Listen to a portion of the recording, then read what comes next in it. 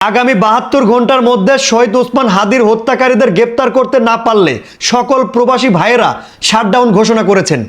প্রবাসী ভাইয়েরা সর্বদাই এই দেশের ক্লান্তি মুহূর্তে গুরুত্বপূর্ণ ভূমিকা পালন করে। বৈষম্য বিরোধী ছাত্র আন্দোলনের সময় প্রবাসী ভাইয়েরা গুরুত্বপূর্ণ ভূমিকা পালন করেছেন। ওই যে আমাদের পলক কাকু যখন কইছিল যে আমাদের স্যাটেলাইটের মধ্যে পানি ঢুকেছে, তখন প্রবাসী ভাইয়েরা রেমিটেন্স শাটডাউন ঘোষণা কইরা দিছিল। পলক কাকু যখন পরপর ৭-৮ দিন প্রবাসী ভাইদের তার পরিবারদের সঙ্গে বিচ্ছিন্ন করেছিল, ইন্টারনেট বন্ধ কইরা দিয়া, ঠিক সেই মুহূর্তে প্রবাসী ভাইরা রেমিটেন্স বন্ধ কইরা দিয়া এই দেশের জুলাই যোদ্ধাদেরকে অসংখ্য সহযোগিতা করেছে। যে কারণে বলতে চাই, এই প্রবাসী ভাইরা আমাদের দেশের যেমন সম্পদ তেমনি দেশকে ভালোবাসে। এবং কি প্রবাসী ভাইরা যে সিদ্ধান্তটা নিয়েছে, এই সিদ্ধান্তের সঙ্গে আপনারা কতটুকু একমত আমার কমেন্ট বক্সে জানাবেন। এবং প্রিয় বন্ধুরা, আপনাদের কাছে একটা রিকোয়েস্ট থাকবে আমার, হাদি ভাই সংক্রান্ত ভিডিও আসলে আপনারা ব্যাপক পরিমাণে শেয়ার করে ছড়াইয়া দিবেন।